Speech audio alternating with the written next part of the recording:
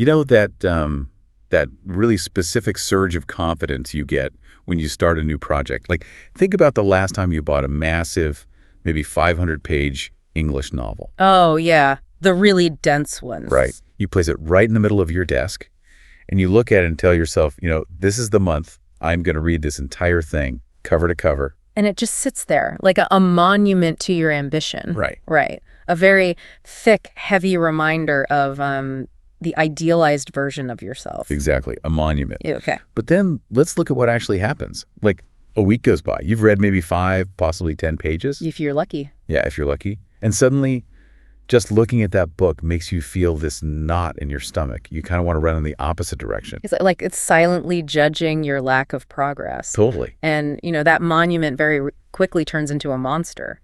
We like to think of our big goals as these beautiful beacons guiding us, but actually facing them down every day is a whole different story. It really is. And if you, listening right now, have ever felt that way, you should know it's a completely universal human experience. You're not alone. Definitely.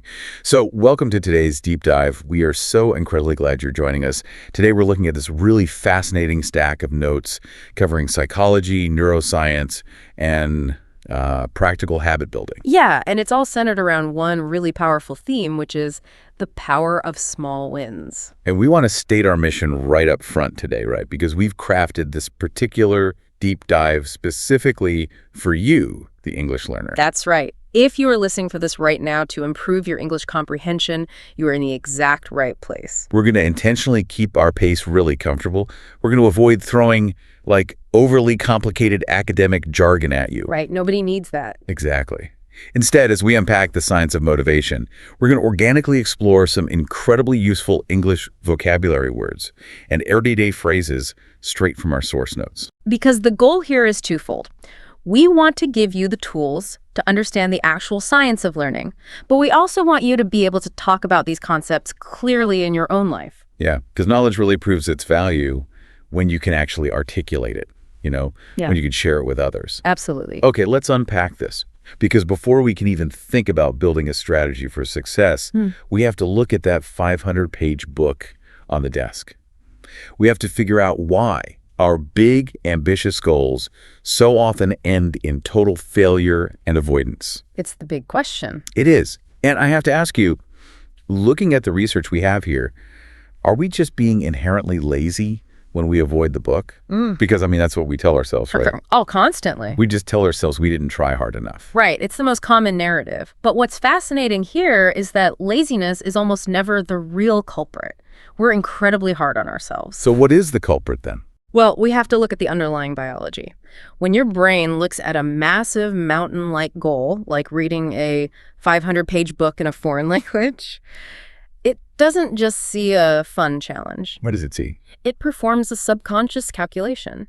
And what it sees is a massive, potentially dangerous expenditure of energy. Wait, a dangerous expenditure of energy? Yeah. So my brain is equating reading a paperback novel with, what, like running a marathon? In a cognitive sense, yes, actually. Your brain is a biological engine, and it consumes roughly 20% of your body's daily caloric intake, even though it's, a tiny fraction of your body weight. Wow, 20%. That's huge. Exactly. So biologically speaking, over millions of years of evolution, your brain's primary directive has been to conserve energy, to keep you alive in times of scarcity. It's constantly monitoring your energy reserves. So when I tell my brain, hey, we are going to translate and comprehend 500 pages of a new language, my brain essentially hears we're going to burn through all our vital energy reserves. Precisely. It triggers a deeply ingrained biological protection mechanism. The brain literally registers the enormous volume of that task as a threat. A threat. Yes. It treats that dense English novel not as a tool for self-improvement, but as like a predator out in the wild that's going to drain your resources. That is wild. So it's not just, I don't feel like doing it. It's a literal physiological threat response. Spot on. Which brings us to a concept in our notes that perfectly captures this feeling. The sheer volume of the task creates a profound sense of overwhelm. Yeah, overwhelm is the perfect word for this state.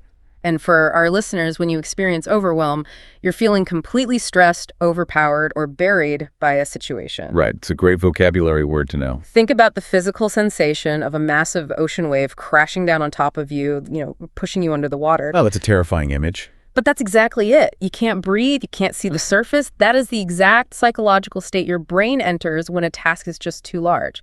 And the behavioral result of that overwhelm is something we all do, which is procrastination. Oh, yeah. When you are standing under that wave, you delay doing the task. You put it off.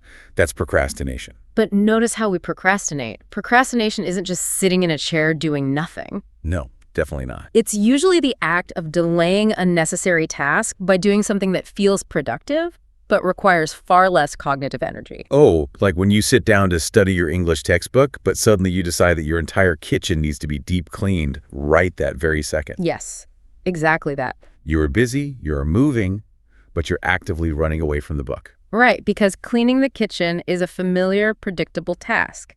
The 500-page book is deeply intimidating. Intimidating. Let's define that one too. Sure. So when we say something is intimidating, we mean it's scary or daunting. It makes you feel small, inadequate, or frightened. Right, like a sheer cliff face is intimidating to a climber. Exactly. And a massive foreign language text is intimidating to a learner. You retreat to the kitchen because the kitchen doesn't trigger the amygdala's threat alarm. So we have this biological chain reaction going on. The task is intimidating, which causes a sense of overwhelm, which results in procrastination. That's the loop. But if our biology is actively fighting against us, how do we ever achieve anything? Like, how do we stop this threat response? Well, you have to change the data you're feeding your brain. You have to bypass the alarm system entirely. Okay. And our source notes offer a highly effective strategy for this. You have to break it down. Break it down, meaning taking the massive, impossible task and dividing it into tiny, manageable pieces. Correct. You stop staring at the peak of the mountain, which is terrifying, and you only look at the very first stepping stone on the path. Makes sense. You don't declare to your brain, I'm going to read 500 pages. That triggers the alarm. Instead, you break it down and say, I am going to read one single paragraph. And because one paragraph doesn't require a massive expenditure of caloric energy, the brain just doesn't register it as a threat. Right. It slips right under the radar. Okay, but this raises a huge question for me. If we're just quietly sneaking past our brain's defense mechanisms by doing tiny tasks, where does the drive come from? That's the next step. Because we've talked about the psychology of avoidance, but humans do build skyscrapers. We master complex languages. What is the engine that actually pushes us forward once we take that first small step? Well, that requires us to shift from the evolutionary biology of fear to the neuroscience of motivation. Okay, neuroscience. And that means we need to talk about a very specific chemical messenger in the brain, dopamine. Dopamine. This is a crucial word for you listening. It's often called the brain's pleasure chemical, right? Like it's the thing that makes us feel happy and satisfied. It is associated with pleasure, but in the context of our notes, it's actually much more accurate to think of dopamine as the brain's seeking chemical. Yeah, it is the molecule of motivation and drive. But the secret to dopamine, and this is where almost everyone gets their goal-setting strategy completely wrong, is understanding the exact timing of when the brain releases it. Because we usually think of it as the grand prize. We assume the brain is saving up all its dopamine in a giant vault, waiting for the very end. Right. People think it's a finish line reward. Yeah, we think, when I finally turn the last page of this 500-page book, my brain is going to open the vault, flood my system with dopamine, and I'll feel like a champion. We treat it like winning the lottery. You cross the finish line, you get the giant check. But neuroscientifically, the brain simply does not operate that way. It doesn't. No. It doesn't hoard dopamine for one single massive release at the end of a multi-month project. Instead, the brain is designed to reward us with a small, highly potent hit of dopamine for every tiny step of progress we make along the way. Here's where it gets really interesting. So instead of starving ourselves while waiting for one giant dopamine jackpot at the absolute finish line, we're basically collecting little dopamine coins every single day to keep our engines running. I think that is a brilliant analogy. Yes, you're collecting dopamine coins. Every small step is a coin. I love that. And this specific neurochemical mechanism is grounded in what the researchers in our notes call the progress principle. Let's make sure we clearly define the progress principle for everyone listening. Sure. The progress principle is derived from extensive psychological studies on motivation, particularly in learning and workplace environments. The research shows that the absolute strongest, most sustainable motivator for maintaining passion and drive over a long period isn't a giant external reward. The source material specifically points out that even a huge cash bonus fails to motivate people over the long term. I really have to push back on that. Yeah. Because, if someone offered me $1 million cash bonus to read that massive book, I guarantee you I would read it in a weekend. Well, sure. How is a massive pile of money not the ultimate motivator? Because for a one-off, short-term task, a cash bonus works beautifully. It's a powerful incentive. Incentive, right. That's a good word. Yes. An incentive is basically anything that encourages you to take a specific action. But we are talking about long-term, sustained passion. Like learning a language. Exactly. Mastering a language over years, writing a novel, building a career. For those massive endeavors, a single giant incentive loses its power very quickly.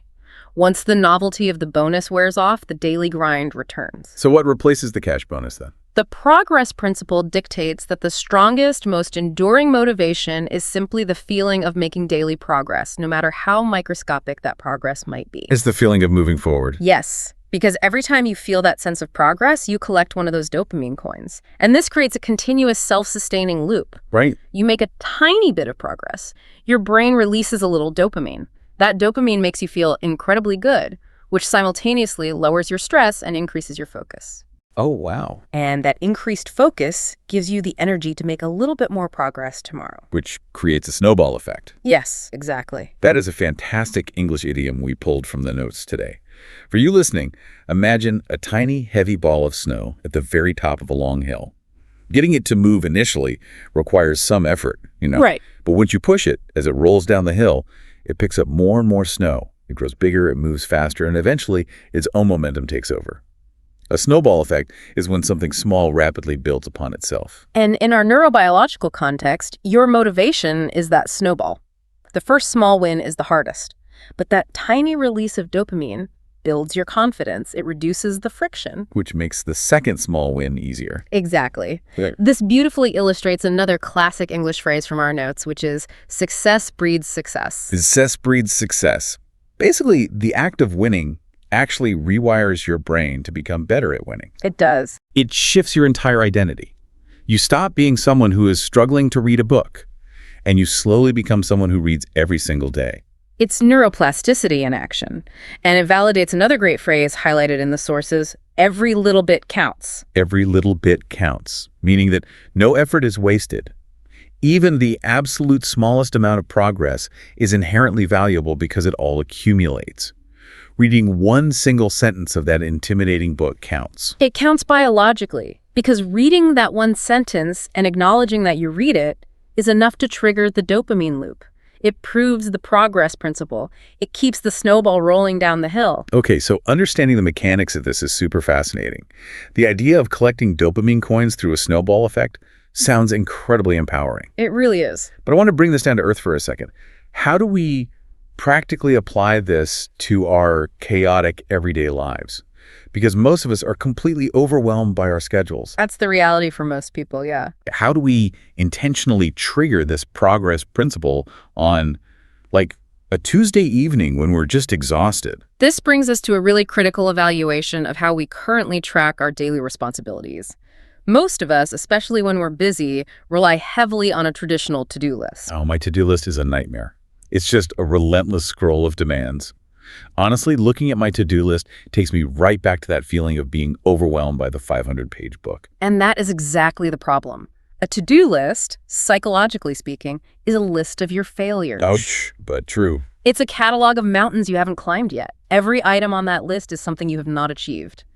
Our source material suggests a profoundly simple but powerful shift in how we track our days. What's the shift? Instead of solely obsessing over a to-do list, you need to establish a practice of writing a did list. A did list. Literally an already done list. Precisely.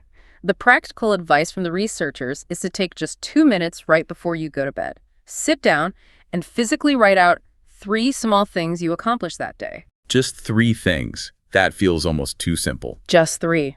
And the secret to the did list is understanding how incredibly small these things can be.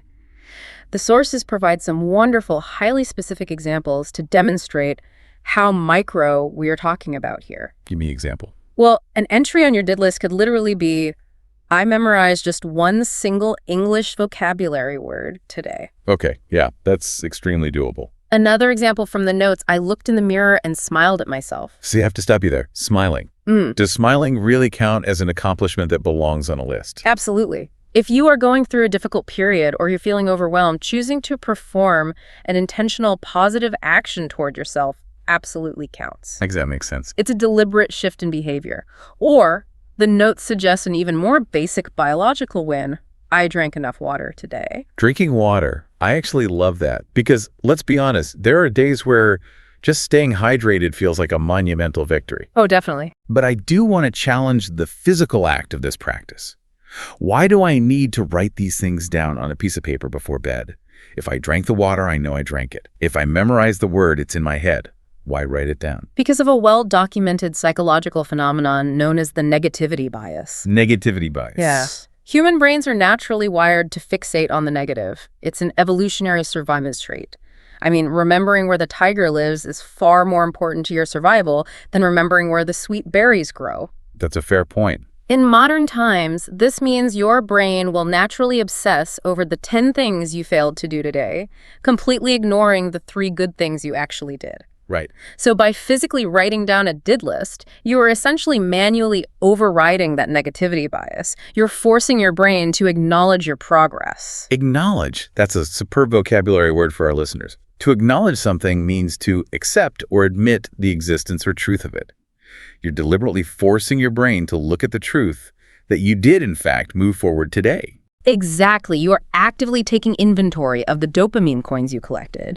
You're engaging in cognitive offloading. And that helps. Enormously. That simple physical act of acknowledgement lowers your baseline cortisol, your stress hormone. It validates your daily effort, and it allows you to wake up the next morning feeling capable and energized rather than defeated. I really want to connect this directly to you listening to us right now. Think about what you are doing in this exact moment. You've taken time out of your busy schedule to listen to a deep dive in English. That's right. You are actively focusing. You're decoding new vocabulary. You're engaging with complex scientific concepts in a language you are working to master. That is not a passive minor event. Not at all. Simply showing up and making it through this English deep dive is a massive small win. It absolutely deserves a prime spot on your did list tonight. I completely agree. What you're doing right now is the perfect example of a milestone. Milestone. That's another fantastic word from our notes today. Historically, a milestone was a literal physical stone placed on the side of a road to tell travelers exactly how far they had journeyed from their starting point. Right. Today, we use it metaphorically to describe a significant stage or event in the development of something.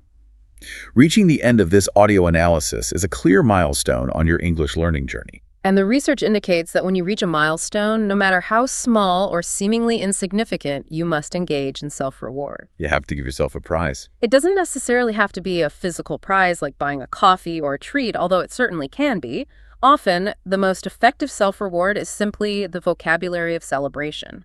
The way we speak to ourselves internally dictates our reality. This is the perfect opportunity to share some practical, celebratory English phrases from our sources. These are phrases you can use to cheer for yourself or to encourage the people around you. Yeah, these are great. You can literally say these out loud when you're filling out your did list tonight. The first phrase is incredibly satisfying to say. It's, I nailed it. I nailed it. It's a fantastic informal expression. It means you completed a task perfectly or successfully. Like hitting a nail with a hammer. Exactly. Imagine holding a hammer and hitting a nail perfectly, directly on its head with one solid strike.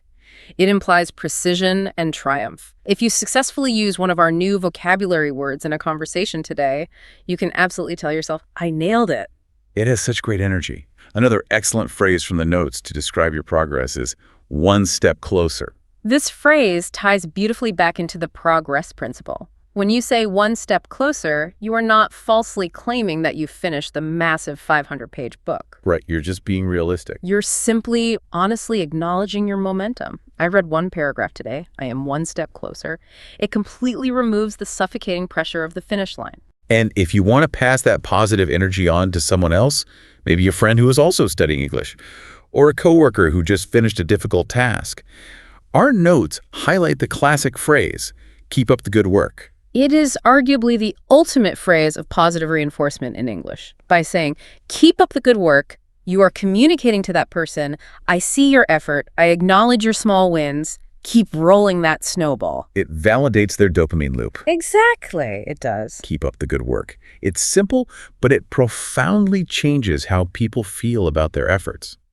Before we wrap up today's deep dive, our source notes included a very specific, calming affirmation. Yes, the affirmation. It's a phrase explicitly designed to help heal that intense anxiety and overwhelm we talked about at the very beginning of the show. Affirmations are incredibly useful tools for resetting the brain's threat response.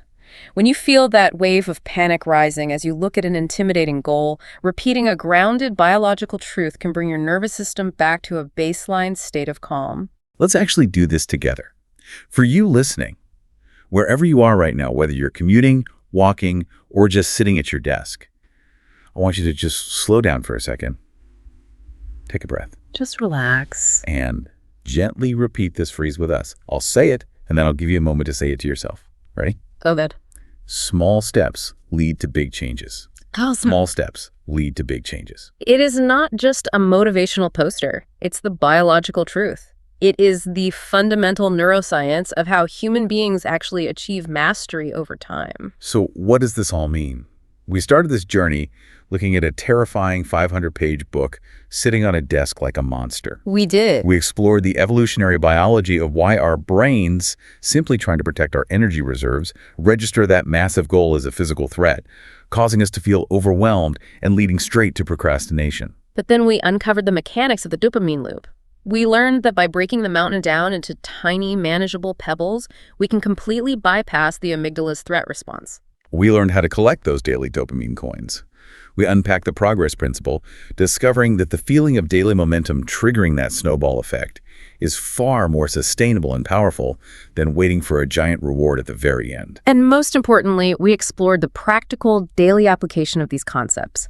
We discussed shifting our focus from a daunting to-do list to a celebratory did list. Like the did list. We learned the importance of intentionally acknowledging our progress, recognizing that drinking water, smiling in the mirror, or simply finishing this very audio are valid, important, small wins. You now have both the scientific understanding of your own brain and a brand new toolkit of English vocabulary to conquer your next intimidating goal without feeling crushed by it. You're ready for it? You can look at that mountain, take one tiny step, and confidently say, I nailed it today. I'm one step closer. Understanding this truly changes the entire emotional texture of learning.